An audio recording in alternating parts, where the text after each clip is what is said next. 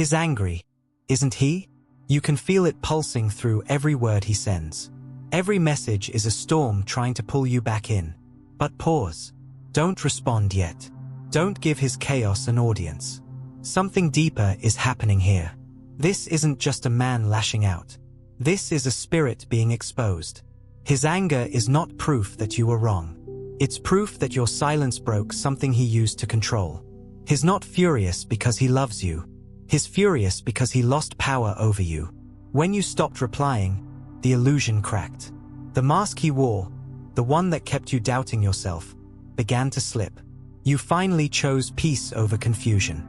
And that's what shook him. He's not used to losing access to the one who always forgave him. He's not used to you being quiet when he demands chaos. But heaven saw that moment you went silent. That was not weakness. That was strength covered in stillness. Your silence was your prayer. And God heard it. Right now, heaven is protecting you from the reaction that tries to pull you back. Don't let guilt make you answer. He's sending long paragraphs, hoping to reopen the wound. But what's really behind those words? Fear. Fear of no longer being needed. Fear of facing himself without you as his distraction. You were never meant to be someone's emotional landfill.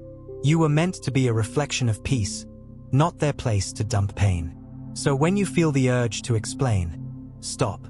Ask yourself, what has ever changed after explaining? Did he listen, or did he twist your words? Did he soften, or did he find new ways to make you feel wrong? Every explanation was another rope tying you to dysfunction. Now, God has handed you the scissors. He's angry because your silence tells the truth. It says, I no longer belong to this confusion.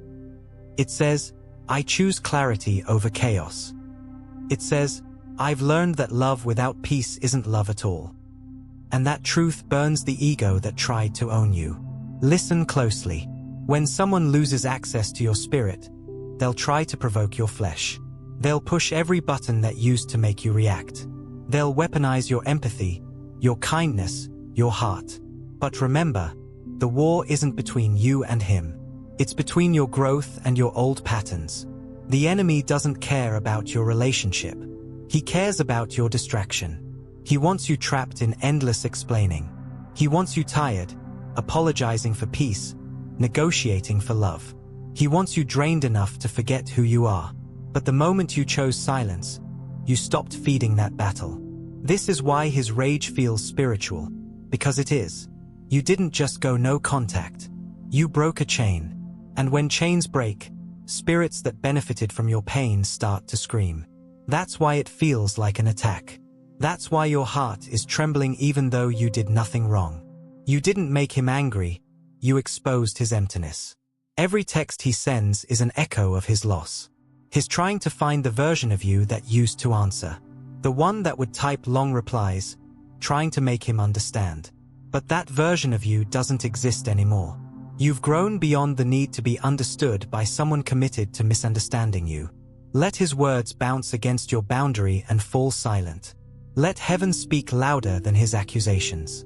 Because right now, God is whispering something sacred to your soul. You owe no one your peace. Your peace is not a reward for good behavior. It's your birthright. And those who cannot honor it will always call it cruelty. When he says you're heartless, he's really saying you've stopped being predictable.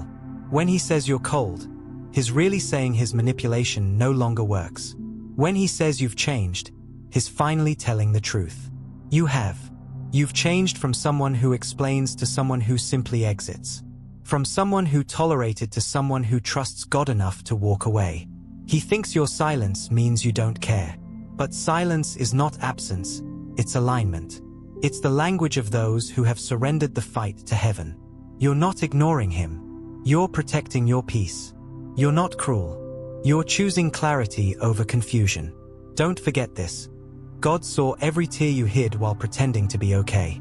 He saw every moment you waited for change that never came. He saw how your kindness was twisted into guilt. And he said, enough. This silence is his rescue. This separation is his intervention. He pulled you out before your light was dimmed completely.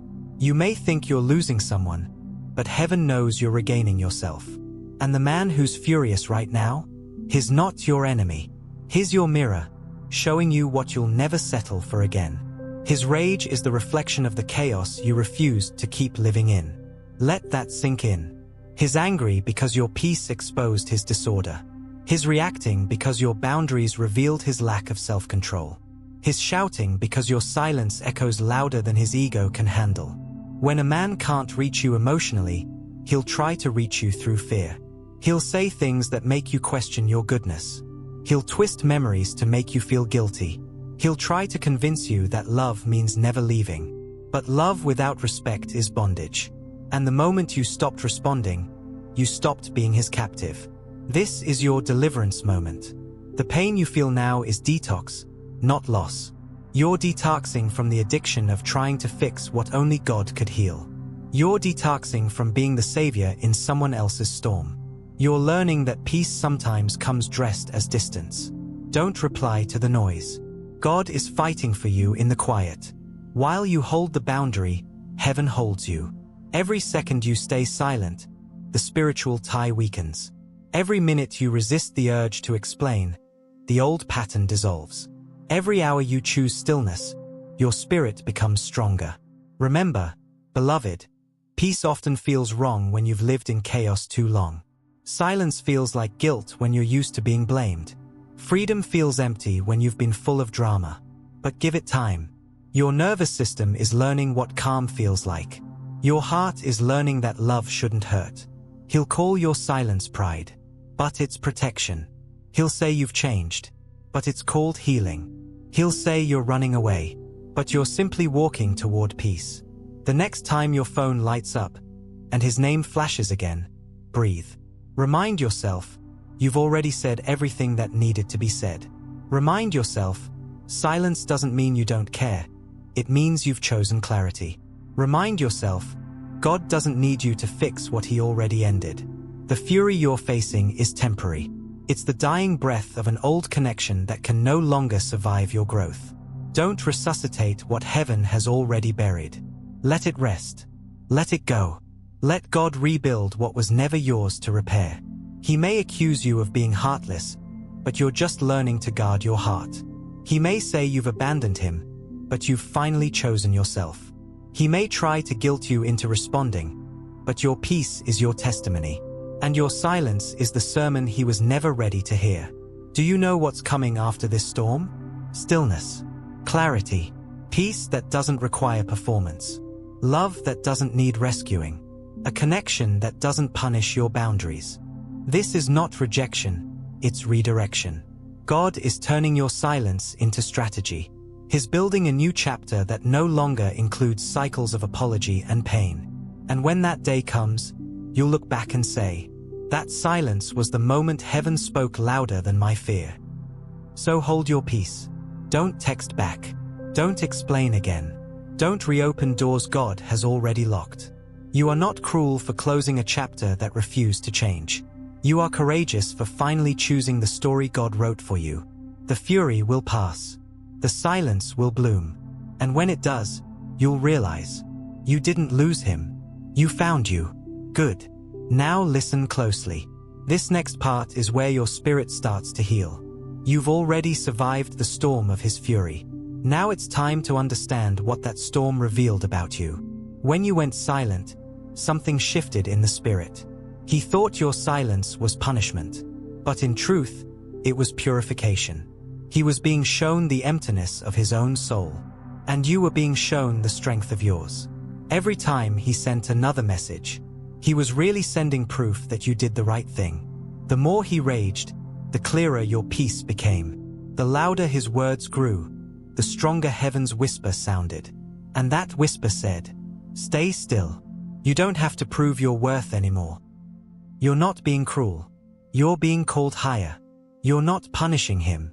You're protecting your anointing. God doesn't elevate you while you're explaining your boundaries. He elevates you when you honor them. Remember how often you tried to be understood? How many nights you replayed conversations, trying to figure out how to say it differently next time?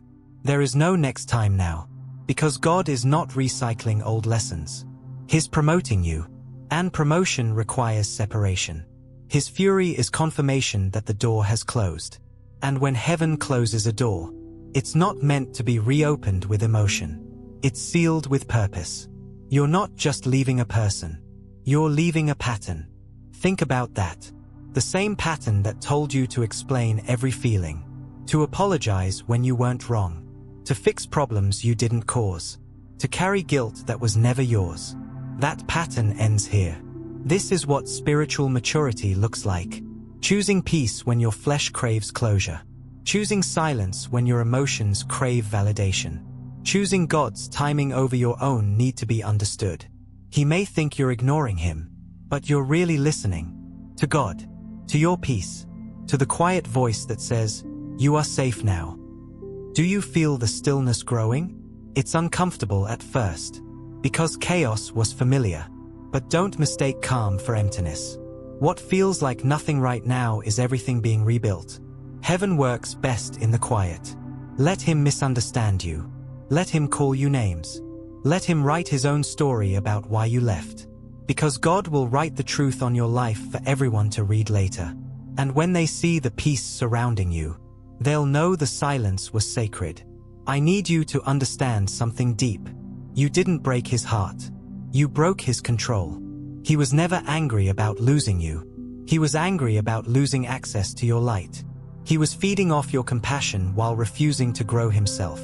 Now that he has to face his own emptiness, he blames the mirror for what it shows. That's not your burden anymore. Stop trying to teach someone who's addicted to misunderstanding. Stop trying to love someone who confuses attention with affection. Stop trying to rescue someone who calls your boundaries betrayal. Every word he sends now is bait. He's hoping you'll come back to the old rhythm.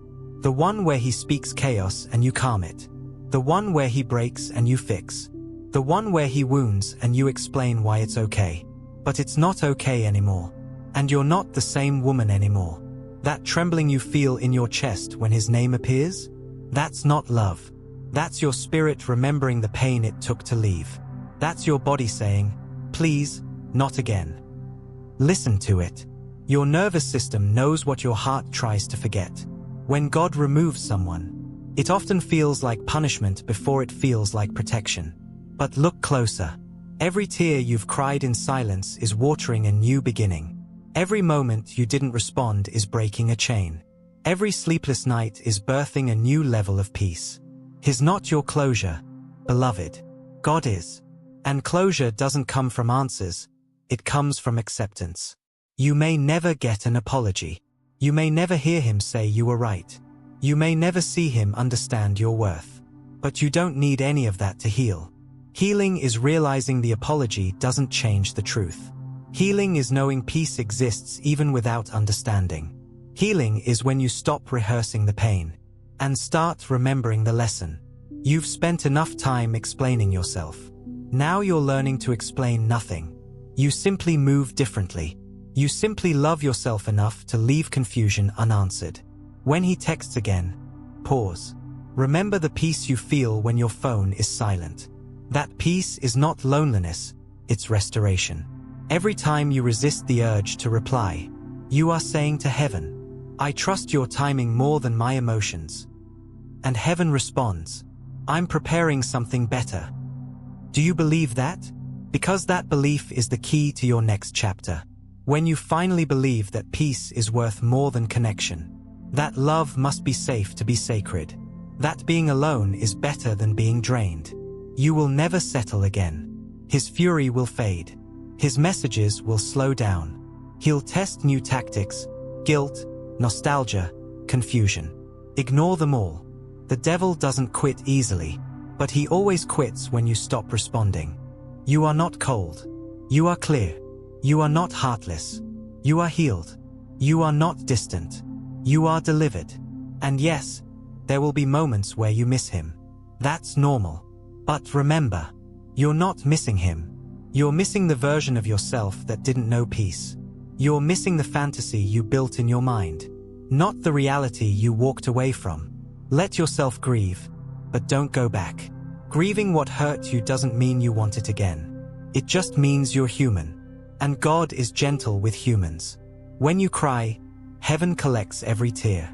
When you ache, heaven whispers, "This too is healing."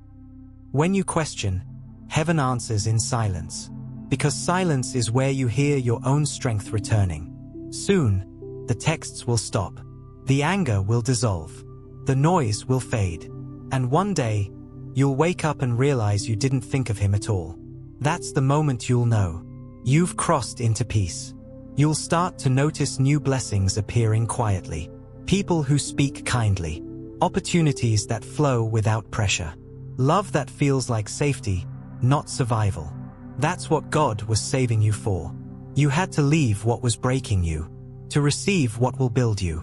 You had to go silent in one story, so heaven could write the next. So don't reply. Don't reopen the wound. Don't confuse noise with change. Let him rage. Let him rewrite history. Let him seek what you no longer offer. Your silence is not weakness. It's prophecy. It's the declaration that you are no longer a participant in your own pain. It's the sign that you've matured beyond emotional begging. It's the sound of heaven reclaiming your voice. And soon, your story will inspire others. Other women will hear it and say, "If she could walk away from chaos, so can I. If she could choose peace, maybe I can too." That's why this test is so sacred. It's not just about you. It's about everyone watching your obedience turn into testimony. You're showing the world what divine boundaries look like. The man who's furious today will one day remember your silence as the moment he lost something real. But by then, you won't even flinch, because you'll be standing in the peace that used to scare you. You'll thank God you didn't answer. So breathe, rest, stay still. Let heaven handle what your heart no longer can. You've said your last word in that story. Now let silence finish the sentence. And when you look back months from now, you'll see what heaven was doing the whole time. You'll see that your peace was never punishment. It was preparation. So hold the line. Keep your silence sacred. You are not ignoring him. You're listening to God. And God is saying, "This is your graduation. You passed the test. Now step into peace. Step into power. Step into purpose. And never explain your silence again."